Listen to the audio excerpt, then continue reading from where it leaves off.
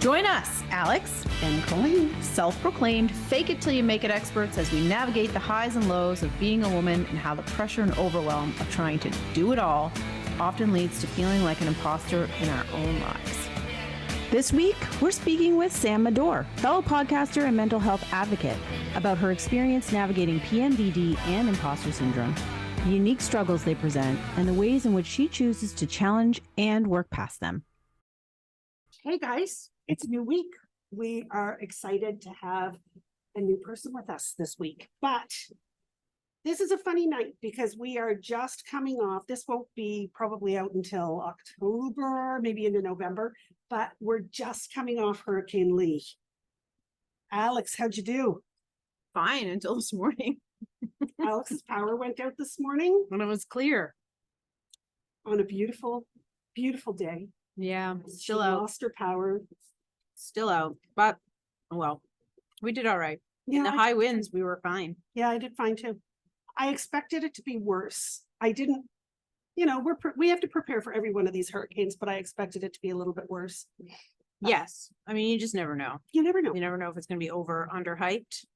Yeah, I mean, And you Fiona can't last really year risk was it. horrific. Yeah. Yeah. We did get a generator this year, but had a little bit of learning curves with figuring out how to use it. So Alix likes her toys. it's not me, it's my husband. Oh, it was It's my Matt. husband who bought it and is dealing with it, but it's not really hooked up properly, so we can't do much with it. Oh, really? Like, it's keeping our fridges running. That's all that matters. Speaking of fridges running, the fridges are running here. Earlier in the season, we talked last season about how we were going to get more mics and how we were going to be on individual audio streams and all this sort of stuff. Guess what? We're not. We're not. The only thing that gets rid of the sound of the fridges here is our one Yeti mic hooked up to our computer. When we start adding other mics, it all goes to shit. So we're sitting very close together. And we would like to introduce you to Sam Madore, whose name rhymes with Adore. I love And it. we adore her. But I have to tell you, before I really get into talking too much about Sam, this whole podcast is about imposter syndrome. And I have extreme imposter syndrome with you. Sam has had a podcast for how long now? I just took a bite of molasses cookie. We're going to just sit We do here. that. We do that on purpose. We're going to sit here and wait until Sam we had like 2 minutes prior to me even introducing you where you could have I could have eaten the whole eaten cookie. the whole cookie, I but know. no, just as Just we right. introduce you, I know. you shove it in. Good job, good job. So I have 3 seasons of my podcast. Let me overthink about it. And just about to go into season 4. So how many episodes is that? What are you running a season?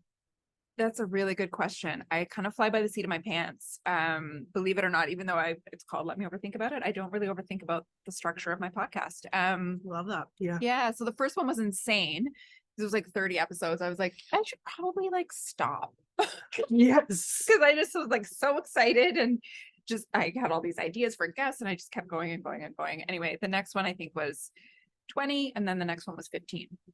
So Okay. there's no rhyme or That's a reason. lot. That is a lot. So you do the math. So I have imposter syndrome because your podcast is fantastic. Oh, thanks. And I think one of the things about even being called Let Me Overthink About It, I relate so much because it's part of the imposter syndrome Mhm. realm. Oh yeah. Right? And it's part of the mental health realm. So you deal a lot with mental health, do you not? I do. Yeah. Yeah. So it's really, I wanted it to be a mental health podcast, but not I wanted to still be casual conversational topics. And so everyday topics, but really incorporating how somebody who struggles with mental illness kind of relates to those specific topics. So I wanted it to be accessible. I didn't want people to be like, I don't want to listen to that. It's just going to be depressing, for lack of a better word. So, I take up topics like even entrepreneurship, and that's a topic that, can incorporate, obviously, as entrepreneurs, you can relate.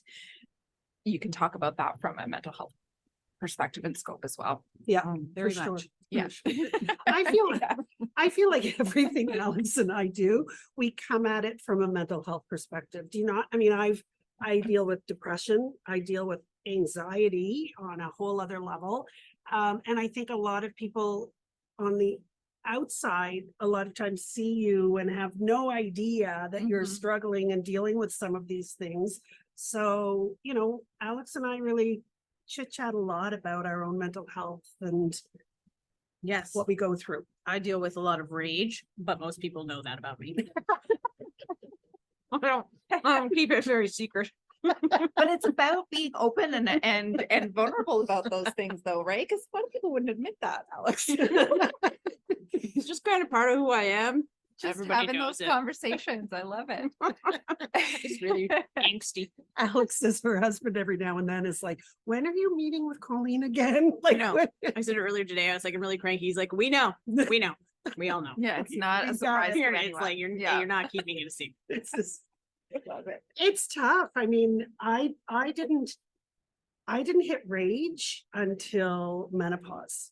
I mean, I had moments of rage through my divorce, don't get me wrong, but when I went through menopause, I would go from 0 to 100 in a second Mm. and have no idea what was happening to me, except that I was angry, like Mhm. really angry. The rage is tough. It's a tough one to deal with. That's true.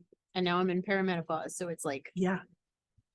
I'm next level. Yeah, and I'm close to perimenopause, and I've had rage ever since I've had my period. Really, to be Yeah, same. truthful. Right? Same. So, and we're going right into the too much information potentially, but No, I'm no, gonna, no, I'm gonna that's what dive we right do. in. Is I have endometriosis, and so, and what's it called? PMDD. DD, I have that. Yeah. This is PMDD. Yeah. I'm learning so much about Yes. PMDD. Yes. Yeah, Yeah. Talk about rage. but not Off the charts. diagnosed. That part Yeah. was not diagnosed. I actually self-diagnosed the PMDD because I started reading through and I was like, oh my gosh. Because like you say, 0 to 60, it's like, yeah, it's like 0 to 100. And you're just like, there's nothing you can do. No. And It's you the try worst. very hard with the PMDD to work your creative schedule around Whenever your possible. cycle whenever possible, but sometimes it just doesn't work that way. No. And it's awful. And I'll say it, I've said it so many times. If men had these issues, they would be There'd be a cure. they'd be cured. Yes. Exactly. Yeah. Like the even trying to get hormone replacement treatment, which is what of course I'm actively trying to do now. Mm. It's impossible. Like Mhm. even my woman doctor doesn't even list it as an actual source of relief. I have to go to a private clinic. It's so frustrating. Wow. Yeah. Yeah, you're right. If it was Yeah. men, this would have been cured. There'd be Yeah. so many different ways to deal with it, and it would be acknowledged. Half the time people are just like, oh, you're just dramatic. Yeah. You just have bad PMS. It's Yeah, not we really have- the same. Or it's a joke. Yeah. It becomes It's it the becomes a time of the joke, month, right? or it's Yeah. yeah. Yeah. That drives me Yeah. crazy. I remember my ex-husband used to, this again, too much information here probably, but he'd be like, I love it's it. cranky hanky time. And I'd be like, screw you. Like there are so Yeah. many joke names Mm-hmm. for being on your period. Mm-hmm. Yes. Ant flow, Right. And tomato it boat, invalidates, like I think about in the Whatever that one workplace. is. Oh yeah. the tomato boat. Yeah. There's a gross one from my hometown that I'm not even gonna mention. You can't even go there. No. Put it in the show notes. No, I'm Yeah. just kidding. Anybody from Yarmouth knows what it is, or Oh. any small town, I'm sure. But I think about it in the workplace too, like it's kind of fluffed off. Like it invalidates what you're saying because like if I bring something up and I have PMS, for example, and I'm always open about it. And I always say like, sorry guys, I'm just cranky today or whatever that is. There's the caveat. But I think I'm diminishing myself by doing that because I feel like what I'm saying is still a valid thing to say or bring up in a meeting or whatever. But it's just trying to kind of lighten that conversation in a work setting. But then there's the flip side where it's like, oh, she's just fill in the blank Yes. at the end, right? for me, it really is about my delivery. Mm, When I'm not in a good state, I know I'm not going to deliver things the way that that's fair. I want Yep. to or not. So I often will frame things as well. Like today, like, I'm really cranky, just in case something comes off. Yeah. Not the way that I intended it to, but because it's just the way my brain is Yeah. spitting things out. We shouldn't have to worry. We shouldn't have to explain. Yeah. But I think we do that to ourselves. Yeah. Like nobody's telling us to have that caveat. No, you're right. Outrightly. They're not saying, you know, but I feel like for whatever reason, women feel like we have to, because, oh, there's a chance I'm not going to come off the way that I'm supposed to. So I have to warn you guys that I'm cranky, or I have to, like, you know what I mean? I think Yeah. we do it. I think we create that ourselves. Yeah. That's true. I was like giving myself a pep talk on the way here and it was not working. Yeah.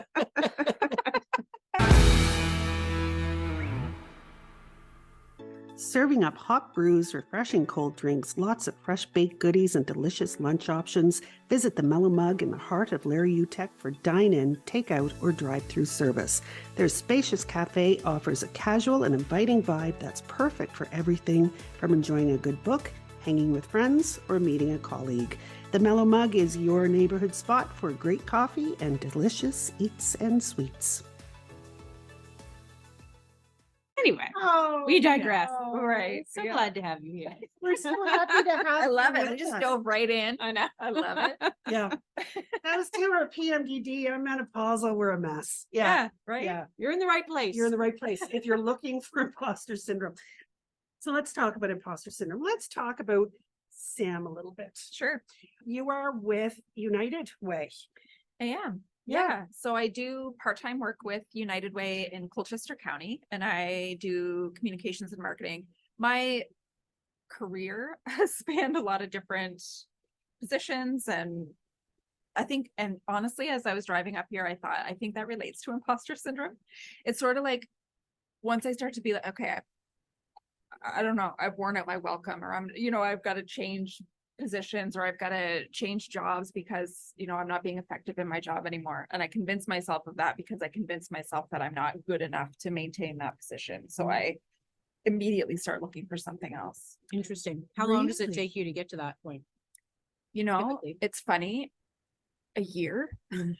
Really? And I like to have year contracts. And actually for the United Way, I took a maternity leave position. I was consulting on my own for a number of years. And then this maternity leave position came up with United Way as the executive director. So I took that because I knew it was a year. So I knew it was like, I had an out. I didn't have to, try to convince myself to stay or try to whatever it is that I do at that year mark.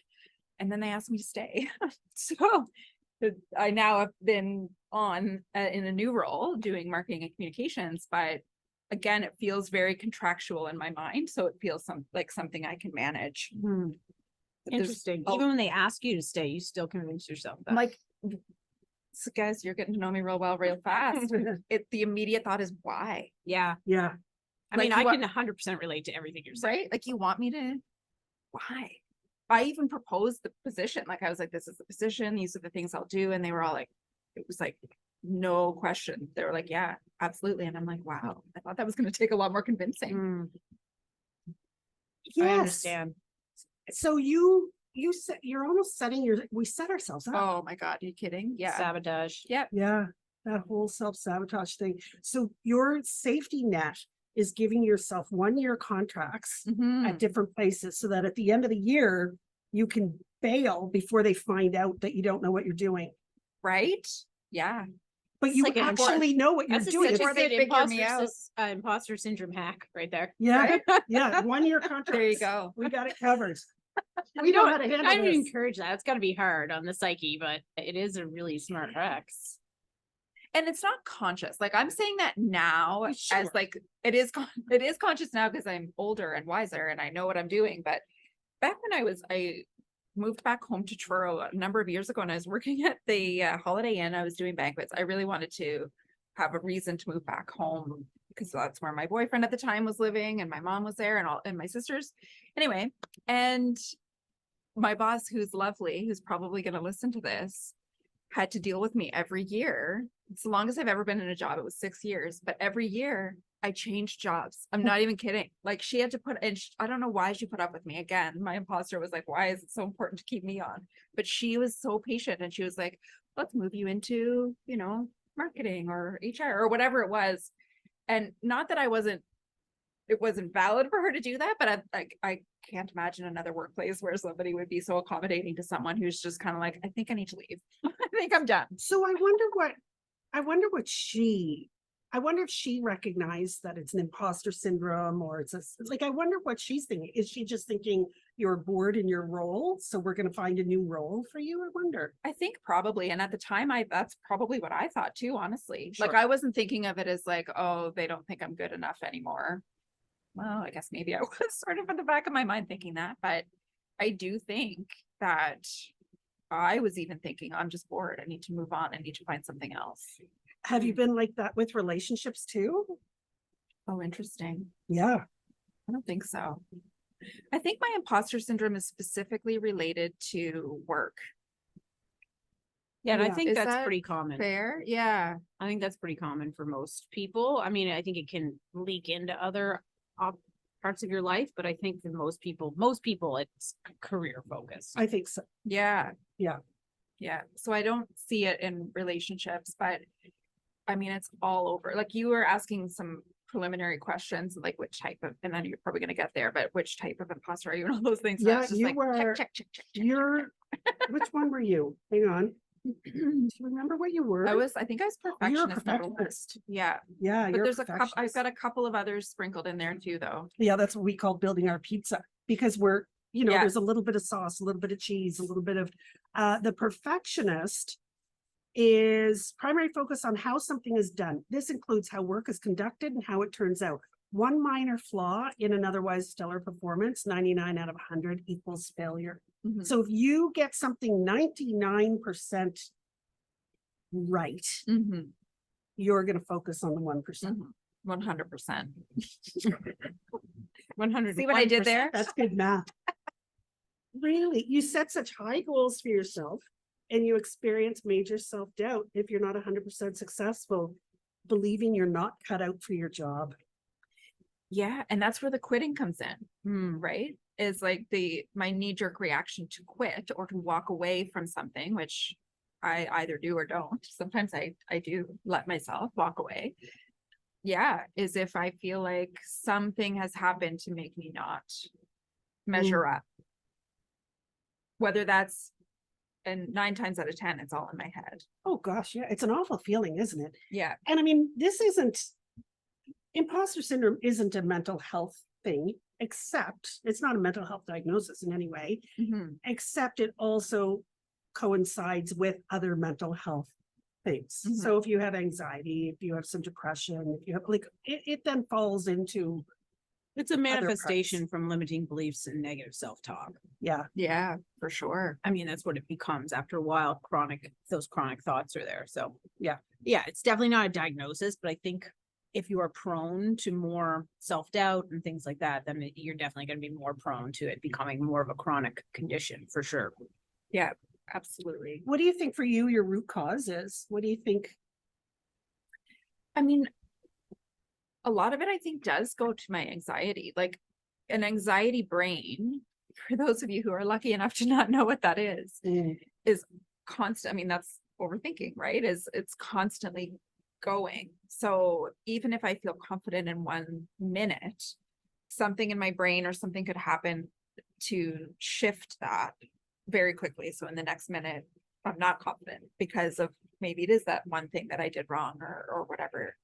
And I think because of my anxious brain, I'm always sort of looking for the shoe to drop, Yeah, like looking for something to prove that I'm not good enough. Yeah. So I think it's even though it's not a diagnosis, obviously imposter syndrome, I think it's very closely connected to my anxiety and my mental health diagnosis. Well, I have depression as well, which I don't know that it's necessarily so much connected to depression, but I do think anxiety, because it's just looking always, like your brain's always kind of looking for something to prove that you're not. Yeah, that that I'm not good. confirmation bias. Confirmation bias. Yeah. Absolutely. yeah, for Yeah. sure. I find that as well. I find that, if I've got good things going on in my life, I am uneasy.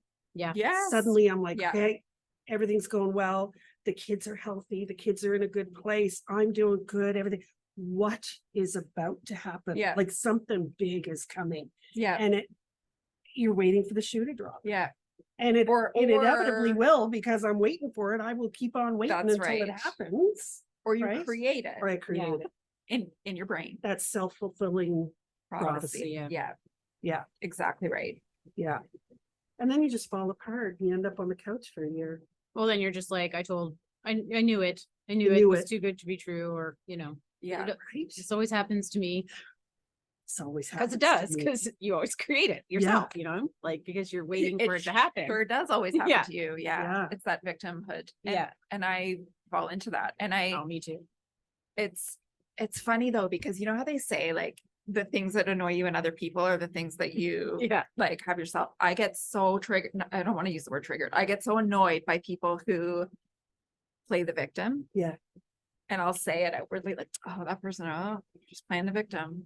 But then I know rationally it's because I do it. I go that route and I hate that about myself. I hate that I play the victim, but it's so easy to be like exactly what you just said, Alex. Oh, this always happens to me. I always blah, blah, blah, fill in the blank. And I think when I see it in other people, I get so frustrated because I know that it's something that I do that I want to change about myself. Yeah, I'm so like that too. Ugh, But I hate it when I realize that. me too. That's And the know. worst. When you get so self-aware and you're like, damn it. I know sometimes my self-awareness is my worst quality. Yeah. Like I just want to like blissfully go along not knowing these things, Right. like just not recognizing that I too play the victim and am annoying to others. Me too.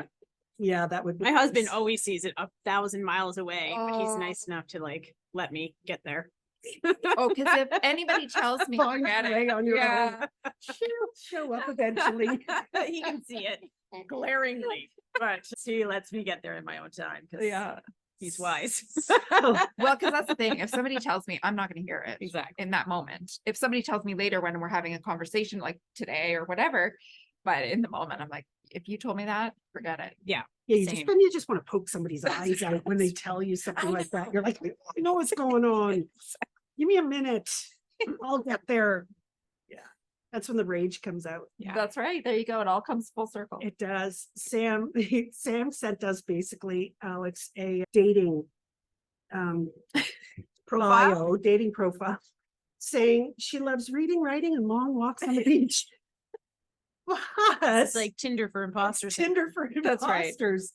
I wonder what that would be called if there was an actual match-up dating site for imposters. What would they call it? Something to do with fraud. Yeah. Fraudster.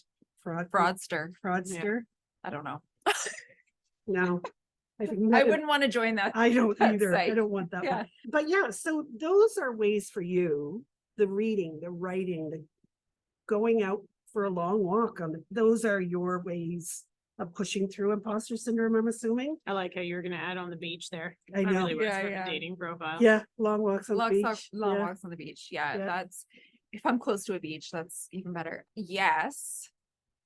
But one of the things that I wanted to mention too that I think is really important is just allowing myself to feel like shit too. Like Mm, because I've been trying to be better at that. It's like, oh, I have to go for a walk. I have to do this to make myself feel better, whatever. But I think the key is to let yourself feel whatever you're feeling, but that just don't let yourself stay there. Like that's for me, and that's a mental health thing more so than it necessarily a cure for imposter syndrome. I'm using that in quotes, but Well, it's the self-soothing, right? It's sitting through it and getting through it and knowing that you can. So the next time it's not quite as scary. Totally. It's just like sleep training yeah, a child or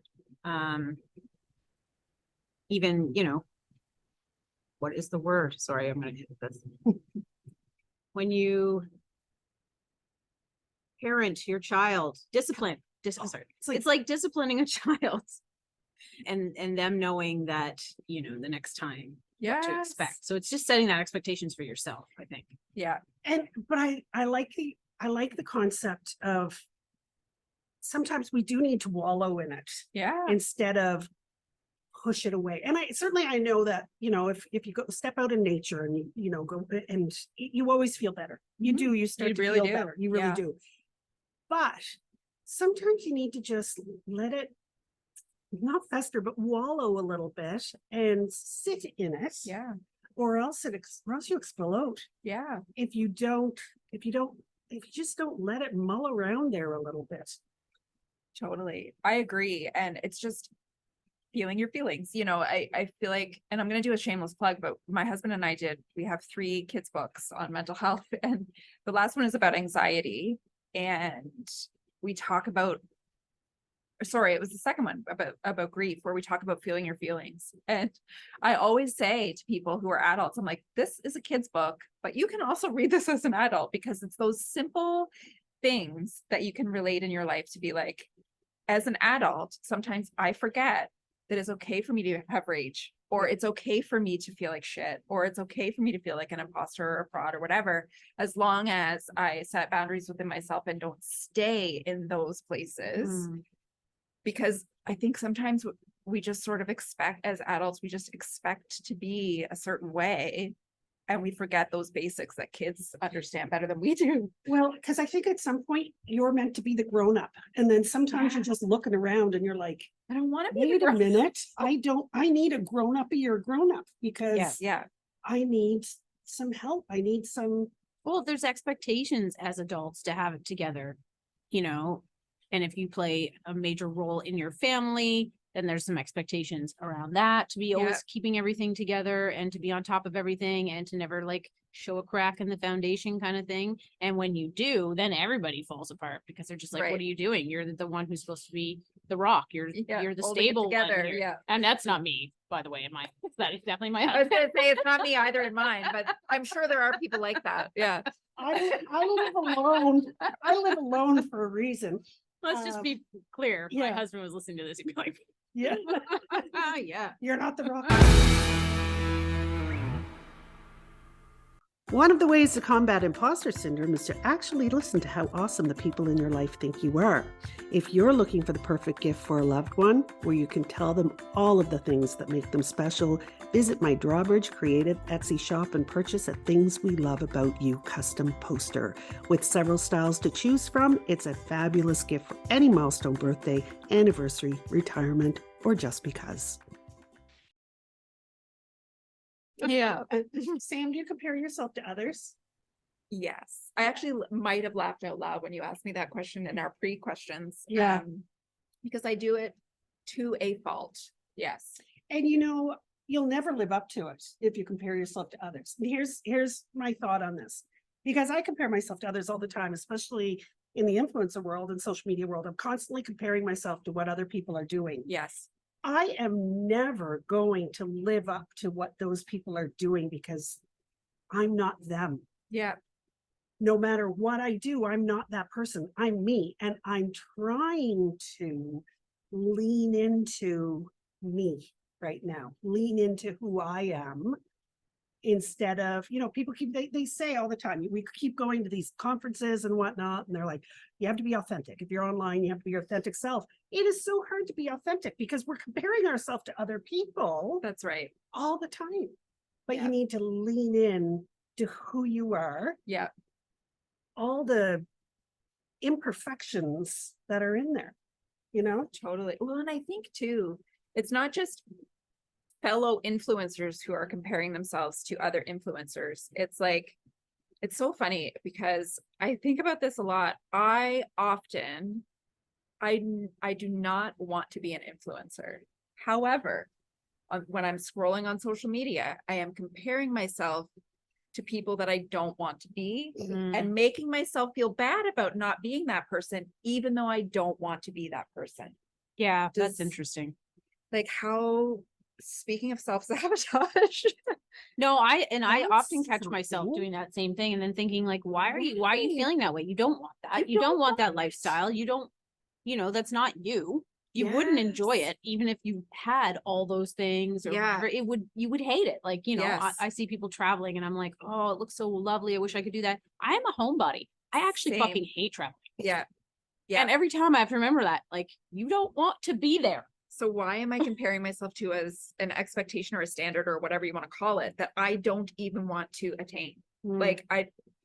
So I don't know what you call that. I can see your wheels turning here, Colleen, going, that would just be batshit crazy. That's a little Well, bit if it is, like I'm with you. But I'm with, like, I get it.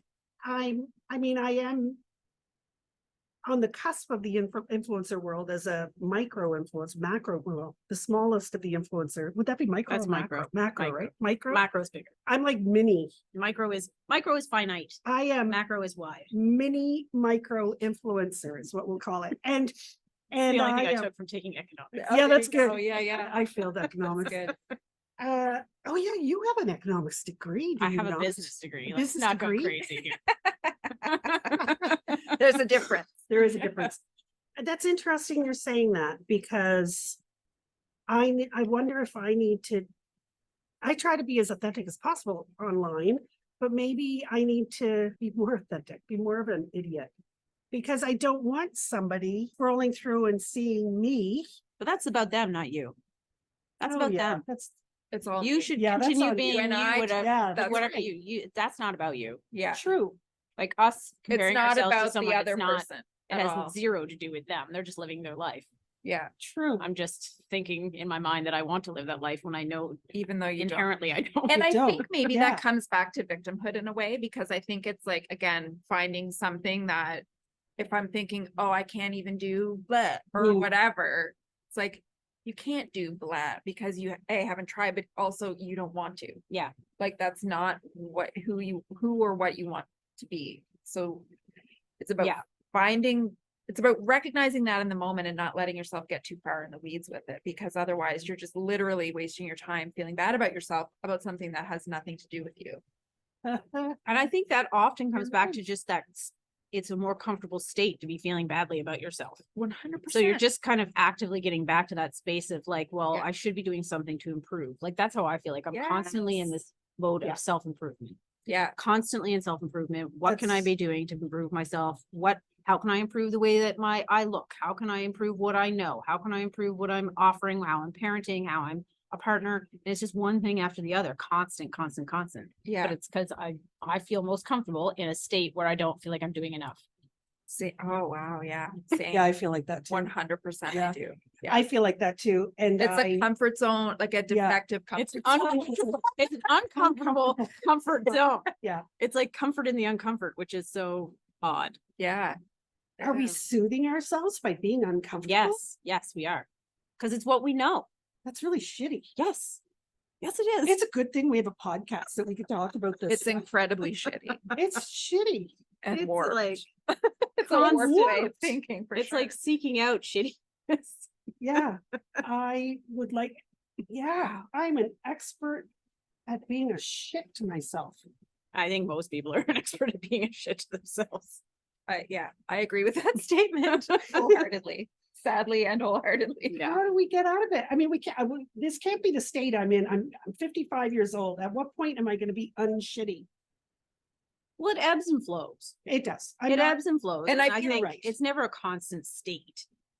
Yes. Otherwise, everybody would just be miserable 24/7. And I feel like if you really thought about it, you would have been, I'm 42, you would have been less shitty to yourself when you were 42. I Or just, sorry, more shitty to yourself. I when was you were gonna 42 and less now. pretty And- shitty. Sorry. Reverse that. I guess as I get older, I don't give a shit as much about the crap. I don't know how to explain this. I don't care as much Yeah, about what other people think of me. yes. And I feel like as each decade's gone by, I've been like, I don't know at what point. I was at the supermarket the other day. I dropped by my parents to see them. And I was in a pair of sweatpants that I would never wear in public and slippers. And my mom needed something at the supermarket. And I'm kind of looking at what I'm wearing and I'm like, fuck it. I went to the supermarket In slippers. like love it. never in a million with my hair in the ponytail. Alex, that's I'm just surprised that your mother let you. oh, I was surprised too, but Maybe Yeah. she didn't watch you go out the door. I don't think she Yeah. probably noticed. I Yeah. didn't have a bra on, Well, that I is my was a constant mess. state, so I have no issue with that. But right? And slippers is surprising. I mean, sweatpants. I was who cares? wearing a pair Sweatpants of are trendy. slippers. No, these aren't trendy. I was a mess. And I'm like, at what Actually, point, slippers at are what trendy point too. did I not care about the state of myself? See, I would do that, but then I would run into like 4 people that I would never want to run into wearing that outfit. Mhm. And then I would shame myself Wait for till you're having done it. Give But yourself maybe when another- I'm You're 55, 55, give yourself Yeah. another decade. You're in. there we go. Love it. See, Done. and this is what I always come back to, why you should have very few friends. Then you don't have to worry about running into people you know.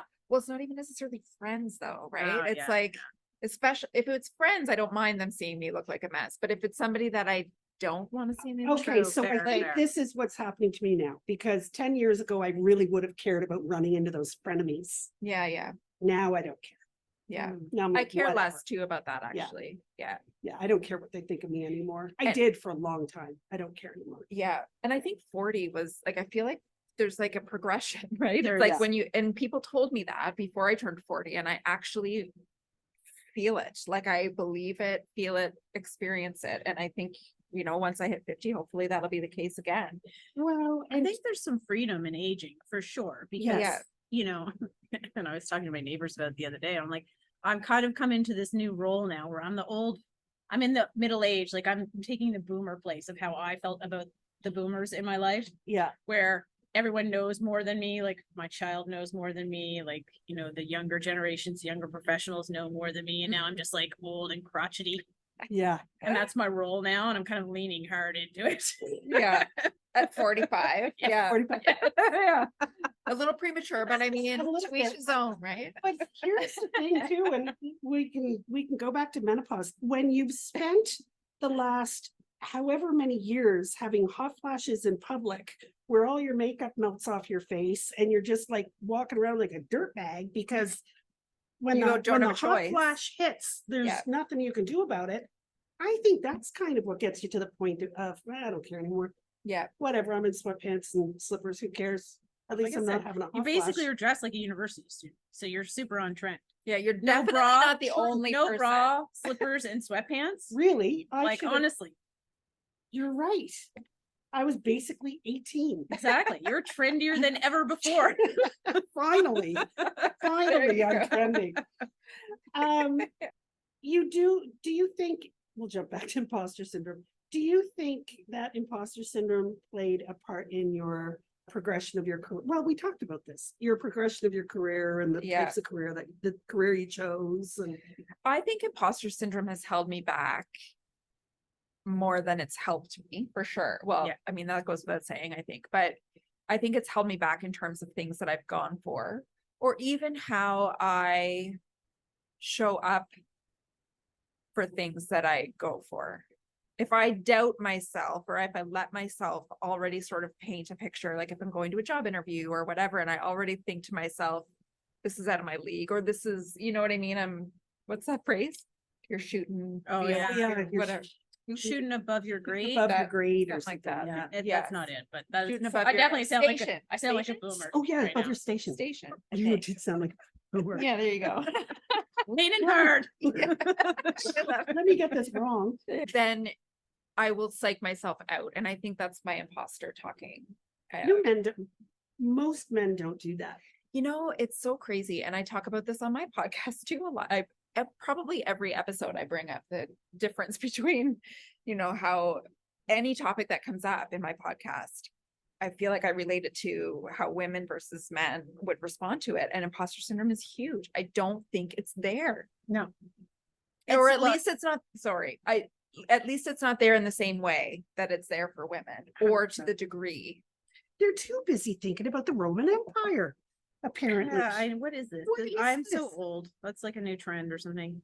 But I was looking at it on TikTok. I'm like, what are we all talking about here? The Roman Empire. I don't understand.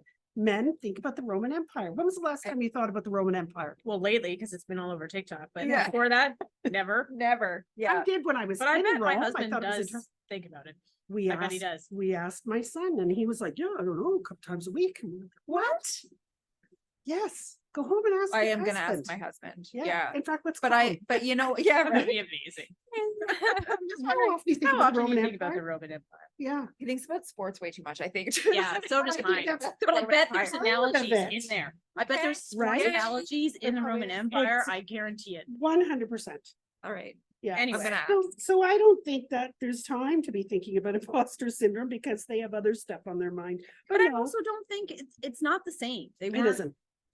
for It's a us, societal if you thing. can, if you came up as a young woman in a business or corporation there were just different ways that you were able to show up at a boardroom table. Yeah. And what you felt comfortable voicing and what you didn't, and how many times your ideas are going to get shot down in front of your entire staff.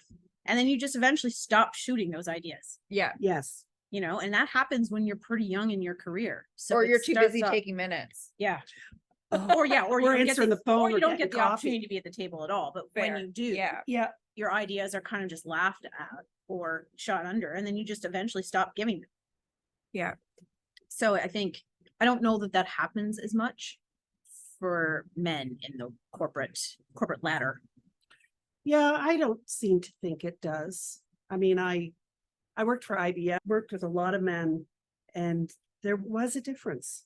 There was definitely a difference at the boardroom table. And as much as I Yeah. hate to admit it, I think I might hold myself back from opportunities when you go back to talking about my career trajectory. That's a hard word to say, because I think it's more suited to somebody else, period. But I can think of a couple of examples off the top of my head where it was a man, where Yeah. it was like, I know that person, I know, in quotes, that person is going to get it because they're more qualified. Well, actually, they're not.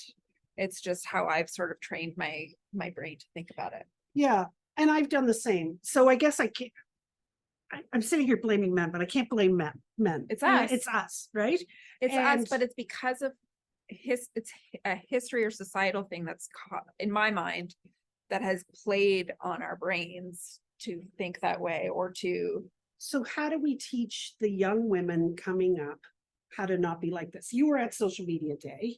We did a presentation at Social Media Day on imposter syndrome, and this young girl Yeah. stood up with a question. And I thought how brave of her and how wonderful. But she said, how do I, I'm only 25 years old, and how do I make my Alix, do you remember what you said? The Yeah, exact she was wording like, of it? how do I make the senior people in my company listen to my voice or Yeah, hear what I have to say? yeah. But wasn't it you who countered that and said It was you or Michelle, one of you. It wasn't me. Oh, It okay. must have Maybe been I think you were Michelle. sitting next to her. Yeah. Yeah, it was. Who said, that's the opposite is also happening. Like, Yeah. as we're older, we're less inclined to speak up too, because we feel like we don't know as much as the younger generation. So Yeah. it is Yeah. a pretty interesting balance. And I've said it a few times before that I don't think that the people coming up have the same level of insecurity that we did, because I think they were just always told they were the best at everything. Our generation was never told that. No. No. we weren't. We were not No. told that ever. No. And I think it's gone too far. I feel like There's we're a telling happy people- medium I there think we're somewhere. telling people they're the best when they're clearly not the best.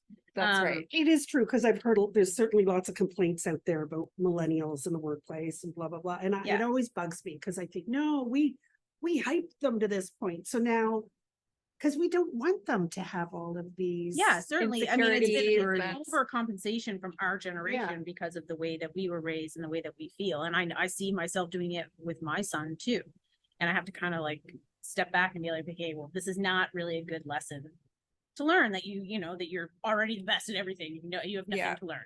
Like Everybody that's gets a not good. trophy. Yeah, exactly. Yeah. That's Yeah. not good either. Yeah. There's got to be this happy medium where we're still giving people confidence, but also humility.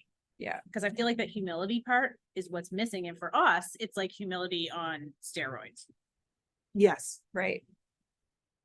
Yeah, Like to the because point where it it's holds to us the back. opposite Like end we of the won't even continuum. allow ourselves to think that we can do things Right. Yes. because we don't want to be too brash or abrasive or, Yeah. get too big on yourself or Yeah. whatever. You're afraid of what other people will think of you, or how they We're see getting you. like knocked down Yeah. because I think that was a lot of the parenting of Yeah. our age was like, if you got too big for your bridges, then it was like, no.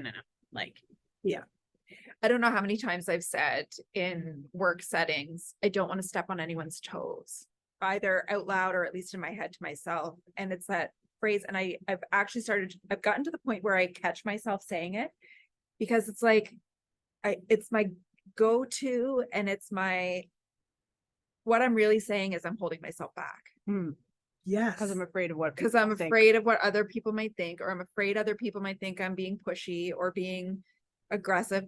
Like, it's one of the most frustrating things about myself. And like I said, I'm glad that I've started to catch myself saying it, because I think just do it. Like, what's the harm if it's something you believe in and it's something you want to contribute? What's the harm in contributing that thing? Yeah, I think so too. But I think it comes back to even like speaking up in class, in school when Yes. you're a kid and you're so nervous about saying the wrong thing or people laughing at you or the Yep. teacher correcting you or whatever.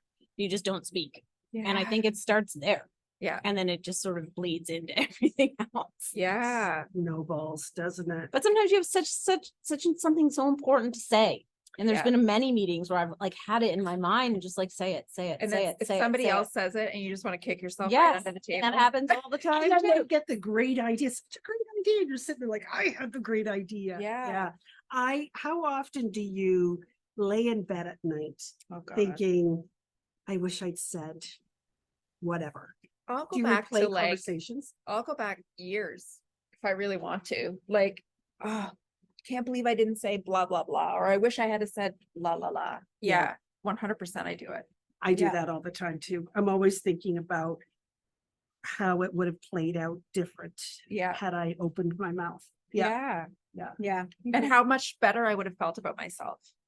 That's the kind of the lens I look at it. If I had have spoken up for myself, how much better I would have felt and how much respect I would have had for myself. Or where it would have led to too in different Yeah. ways or different careers or different Yeah. campaigns or ideas or Yeah. relationships. It's just frustrating sometimes.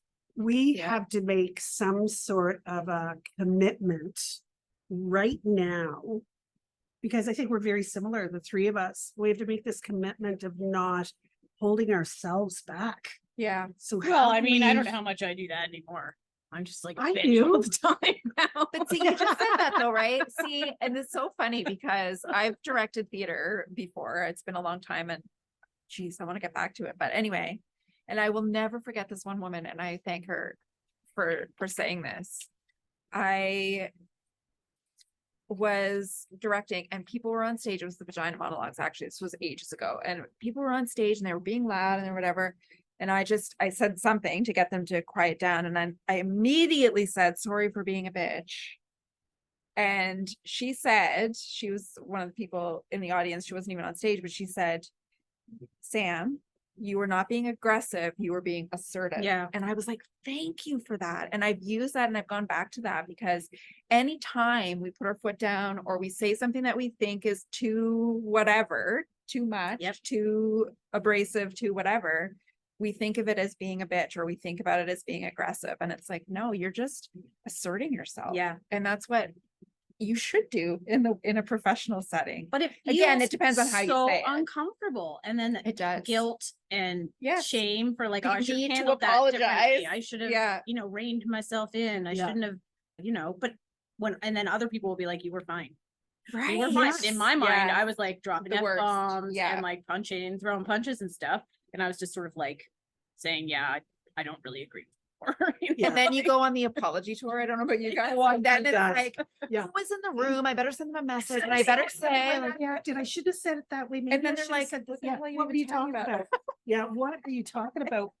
Yeah, that's why I just start with like, I'm super cranky. That's And anything that follows, it's just like umbrellaed under that. yeah, yeah. I'm gonna start with that. I've got PMDD. Sorry, I'm being a bitch. Yes, that's exactly. I'm gonna come in. I'm gonna come in like that from now on. I mean, that's also why I don't have very many friends. You've got lots of friends. You've got me. That's all I need. That's all you need. I like how we started the podcast talking about periods and ending with vagina monologues. Right? It all comes together. It all does. Yeah. I Yeah. love it. Yeah. Yeah, if you didn't think that women were our target market. I love that you said, I asked you about, do you have a mantra or a favorite quote? And you said, embrace the glorious mess that you are, I love it. Elizabeth Gilbert. I love Yeah. that. I love it.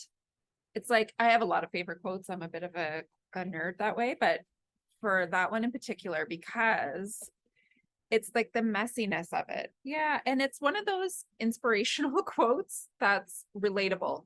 Like it's not too fluffy because it's like like, embrace the good with the bad kind of thing. Like you are who you are. I'm always going to have PMDD. I'm always going to be cranky. I'm always going to be sensitive. I'm a very highly sensitive person. That's always going to be a thing. And I'm going to potentially react in different ways that I don't like and blah, blah, blah, blah, all of those things. However, that's who I am and I need to embrace it. I love it. And you know what? I really like you messy.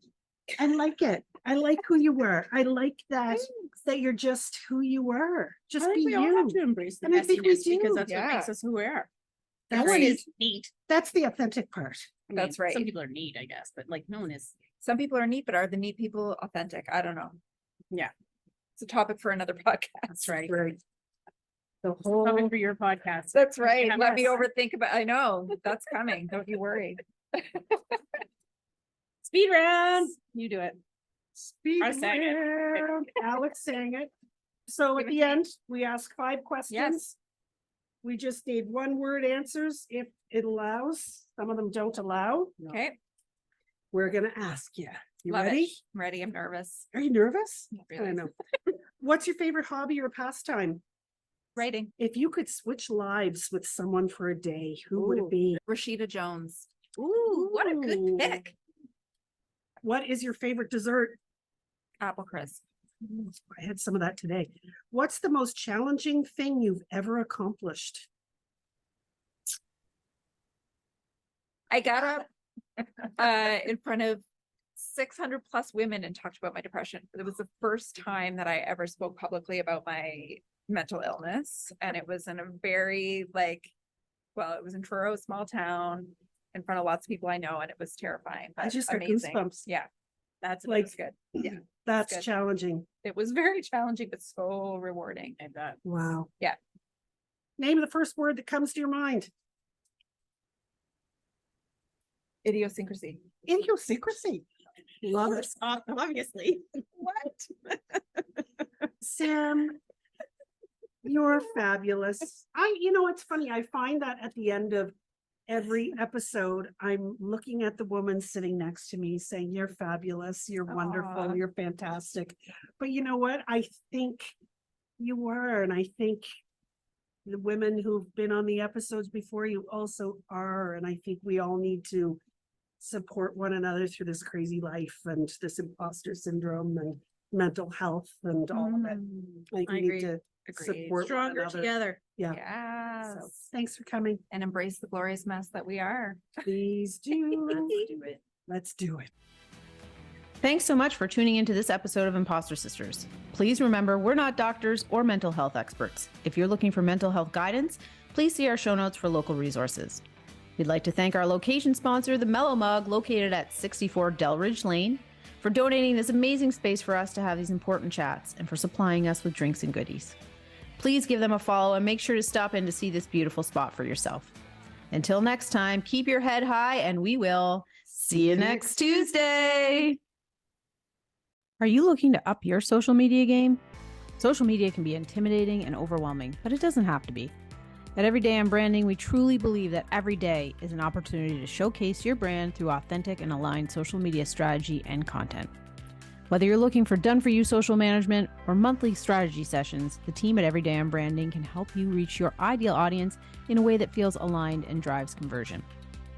If you'd like to have the Imposter Sisters come into your business and help you and your team get comfortable creating social media content, ask us about our new Keen to Screen program, a value-packed social media training for anyone that is looking to up their social media presence either as a solopreneur or to empower their team to be impactful brand ambassadors.